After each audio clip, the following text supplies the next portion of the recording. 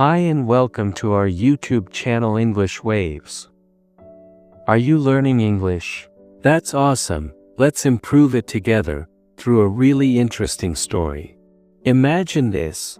One man, born in a small town, no money, no army, no social media, yet millions still follow him today. His life had everything: love, miracles, haters, betrayal, and the biggest twist in history. Sounds like a blockbuster movie, right? But it's all real. This is the story of Jesus, and if you skip this video, you'll miss the plot twist that changed the world. So grab some popcorn and stay till the end. It's not just good for your soul, it's great for your English too. Don't forget to hit the subscribe button, leave a like, and share your thoughts in the comments. Alright, let's begin. Jesus is a well-known figure in history. People all across the world have heard about him. He lived more than 2,000 years ago, and what we know about him mostly comes from ancient texts.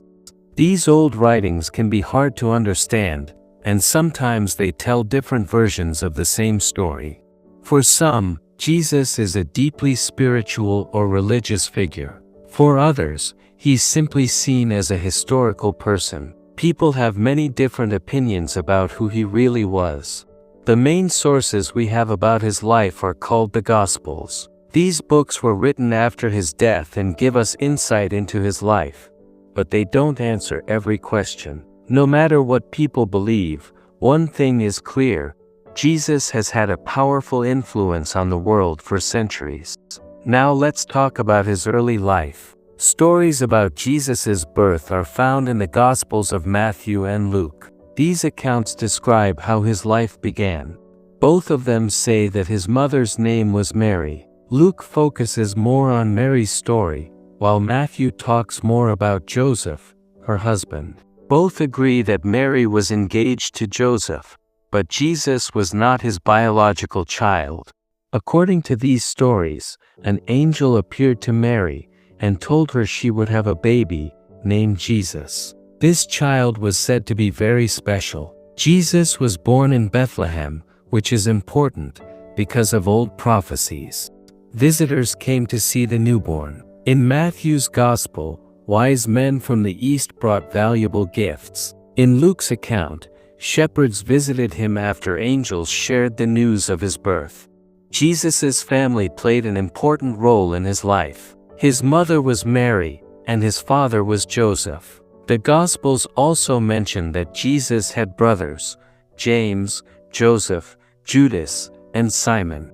He also had sisters, but their names are not mentioned in the texts. Jesus was raised in Nazareth, a small town in the region of Galilee. There's not much information about his early years, but one story from his childhood stands out. When Jesus was 12 years old, he traveled with Mary and Joseph to Jerusalem for a religious festival. As the family prepared to return home, Jesus stayed behind in Jerusalem without their knowledge. Mary and Joseph began searching for him and eventually found him in the temple. He was sitting with the religious teachers, talking with them, and asking deep questions. Everyone was amazed at how much wisdom and understanding he had at such a young age. Before Jesus began his public mission, there was another important figure: John the Baptist. John lived near the Jordan River and told people to turn away from their wrongdoings and live a better life. This act of changing one's heart and behavior was called repentance. John baptized people in the river as a sign that they wanted to be forgiven and start fresh with God. John often spoke of someone greater, who was coming soon. He was talking about Jesus. One day, Jesus came to John at the Jordan River and asked to be baptized. John baptized him, and something extraordinary happened. As Jesus came out of the water, the Holy Spirit came down like a dove and rested on him. Then a voice from heaven said, "You are my Son, and I love you." This moment marked the beginning of Jesus' mission. After the baptism, the Spirit led Jesus into the desert. He stayed there for 40 days and nights without eating. During this time, the devil, also known as Satan, tried to tempt Jesus. He wanted Jesus to use his powers for selfish reasons, instead of following God's path. But Jesus refused every temptation and stayed true to his purpose, showing deep strength and faith.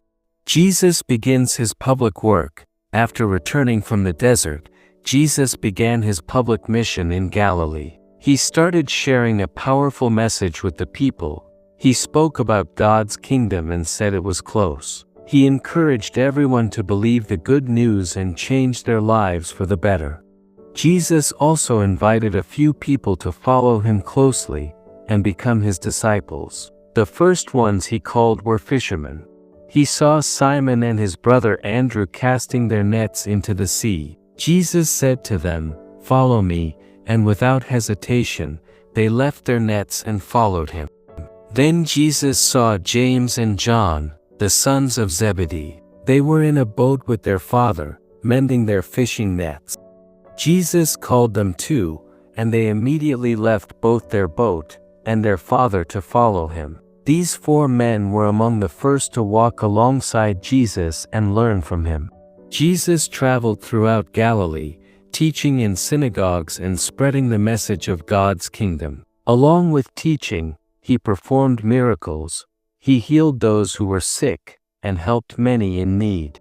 These miracles showed people that God's power was working through him. Crowds were amazed by both his teachings and the wonders he performed. And this was just the beginning of his work. Jesus spent much of his time teaching people about God and how to live a good life. His main message focused on the kingdom of God, also called the kingdom of heaven. This wasn't a physical place, but a way of life, living in a way that follows God's love, peace, and justice. To help people understand deep ideas, Jesus often used parables, short and simple stories with deeper meaning. He used examples from everyday life that people could easily relate to, like farming, family, or celebrations. For instance, he told a story about a small seed that grows into a large plant to explain how God's kingdom starts small but becomes something great. In other stories, he spoke about lost sheep or lost coins to show that every single person is valuable to God. Some of Jesus's most important teachings were about love, forgiveness, and kindness. He said the greatest commandment is to love God with all your heart, and to love your neighbor just like yourself. This idea of loving others, even those we don't always get along with, was central to his message. He also spoke often about forgiveness. Jesus taught that we should forgive others, just like God forgives us. Holding on to anger and resentment only brings pain. He encouraged people to let go of grudges and offer forgiveness freely. One of the most well-known collections of Jesus's teachings is called the Sermon on the Mount. In this message, Jesus shared many powerful ideas about how to live a meaningful, kind, and humble life. He spoke about being humble, showing kindness, and treating others fairly. He also encouraged people to live in peace and to make peace with others whenever possible. Jesus taught about strong values such as honesty, keeping your word, and not judging others unfairly. In this sermon, he also talked about Jewish laws and traditions. Jesus understood these laws deeply and often discussed them with those around him. Sometimes, he agreed with the traditional teachings, but other times, he gave new ways of thinking about the laws. For example, he spoke about the Sabbath, a special day of rest in Jewish tradition. He taught that helping someone in need was more important than strictly following every rule about the Sabbath.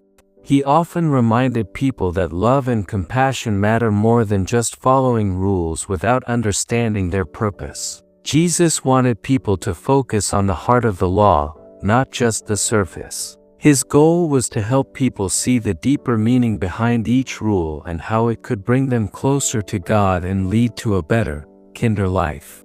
Jesus became well known for doing extraordinary things, which people called miracles. These events are described in the Gospels, and they show different ways Jesus helped people and showed God's power. One kind of miracle was healing. Jesus healed people who were sick or in pain. For instance, he made those who couldn't walk stand up and walk again. He gave sight to those who were blind and healed people with skin diseases. These healing miracles showed how Jesus cared about people's physical suffering and wanted to make their lives better.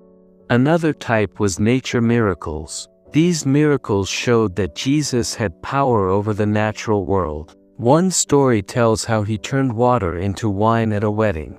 Another says he walked on water during a storm, and also calmed a storm on a lake, bringing peace to everyone with him. These stories amazed people, and showed that Jesus had control over things no ordinary person could. Jesus also performed exorcisms. These were miracles where he removed evil or harmful spirits from people. Back then, many believed that bad spirits could make people ill or behave in strange ways. When Jesus freed people from these spirits, it brought healing, peace, and a new chance at life. When Jesus told the evil spirits to leave people, they became well again. These miracles were not just amazing acts or magic tricks, they had a deeper meaning. They showed that God's power was truly working through Jesus. For many people, these miracles were a strong reason to believe in him. They saw these events as signs that Jesus was chosen by God and had a special mission. But not everyone responded the same way. Some people were deeply moved and became his followers after seeing the miracles. Others, however, remained unsure. They doubted what they saw or couldn't understand what the miracles meant. There were even some who didn't like Jesus at all. They didn't appreciate the attention he was getting and questioned both his power and his message. So, while the miracles were powerful and meaningful, people reacted in very different ways. Some believed and followed him, while others rejected and opposed him. These stories became an important part of his journey, showing not just his power, but also how people chose to respond to it. After spending a long time teaching and helping people in Galilee, Jesus and his followers began traveling toward Jerusalem, one of the most important cities for the Jewish people. As they got closer, the situation started to change. In Galilee, many people welcomed Jesus and were inspired by his teachings. But in Jerusalem, the religious leaders didn't feel the same. They disagreed with Jesus and were troubled by his growing influence. Jesus often challenged their way of thinking and spoke about love, mercy, and forgiveness. These ideas didn't always match what the leaders wanted to hear, and tensions began to rise. When Jesus finally arrived in Jerusalem, it was during a special religious festival. The city was full of people. As he entered, something amazing happened. Crowds welcomed him like a king. They laid down their coats on the road and waved tree branches as a sign of honor and celebration. They shouted with joy and praised him loudly. This moment is known as the triumphal entry. It showed that many people believed Jesus was someone truly special, someone sent by God. But as we'll see, not everyone agreed, and his arrival marked the beginning of a dramatic and difficult time ahead. When Jesus reached the temple in Jerusalem, a place that held great importance for worship, he was shocked by what he saw. Instead of quiet prayer and devotion, there were people buying and selling goods right inside the temple. This upset Jesus deeply. He believed the temple should be a house of prayer, not a marketplace.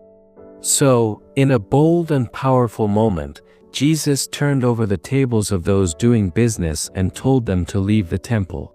This act is remembered as the cleansing of the temple. It sent a strong message, but it also made the religious leaders even more upset with him.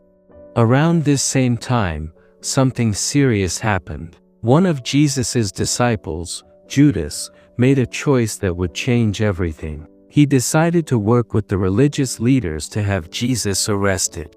Judas agreed to betray Jesus for a sum of money. What started as a hopeful journey to Jerusalem was now turning into a path filled with danger and betrayal. The last week of Jesus' life, the final week of Jesus' life, was full of powerful and emotional moments. It began with his arrival in Jerusalem, but one of the most memorable events was the Last Supper.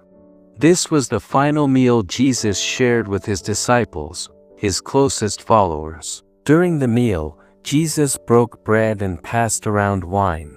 He explained that the bread represented his body and the wine stood for his blood. Christians around the world still remember this meal today in a special tradition.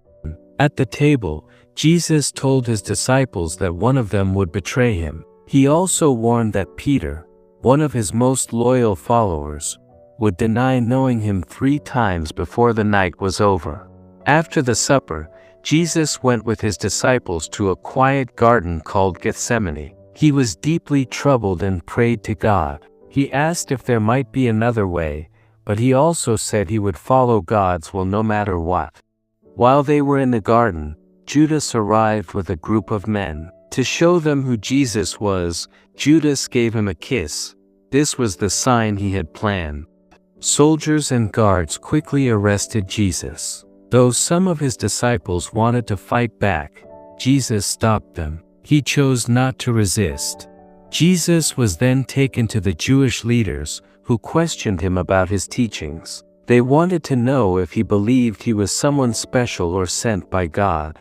They accused him of going against their religion and decided he deserved punishment. But since they could not sentence him to death, they brought him to the Roman governor, Pontius Pilate.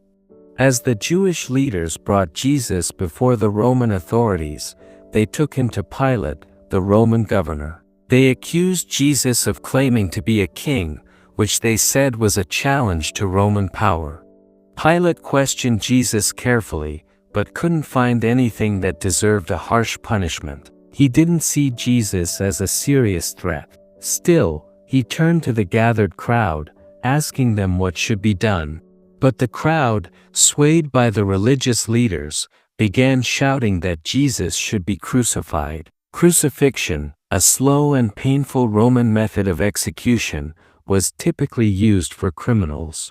Pilate tried to avoid sending Jesus to his death, but the pressure was too strong. Wanting to avoid unrest and keep the people calm, he finally gave in and ordered Jesus to be crucified. With Pilate's order given, Jesus was led away to be executed. Roman soldiers nailed him to a wooden cross. His hands and feet were fixed with iron nails. The Gospels describe people standing around, watching as Jesus suffered for hours before finally dying. After his death, a man named Joseph of Arimathea, who secretly followed Jesus, went to Pilate and requested Jesus' body. Together with Nicodemus, he gently prepared Jesus for burial. They wrapped his body in cloth and placed it inside a rock-cut tomb. A large stone was rolled in front to seal the entrance and protect the tomb. Then, on Sunday morning, a group of women, including Mary Magdalene, went to the tomb with spices to honor Jesus' body, following their tradition. But when they reached the place, they were shocked. The stone had already been rolled away, and the tomb was empty. Jesus' body was gone, and the women were filled with fear and confusion. Soon after, the story took a miraculous turn. The Gospels tell us that Jesus began to appear again, not as a ghost or a memory, but alive. Though each Gospel gives different details, they all describe these appearances. Some say Jesus first appeared to Mary Magdalene, others say he appeared to small groups of disciples. He spoke with them, shared meals, and let them see that he had truly risen from the dead. These moments were powerful and unforgettable, showing his followers that death could not defeat him, and giving new life to the message he had always preached. These moments, where Jesus appeared to his followers after rising from the dead, continued for a period of time. His followers saw him, spoke with him, and grew stronger in their belief.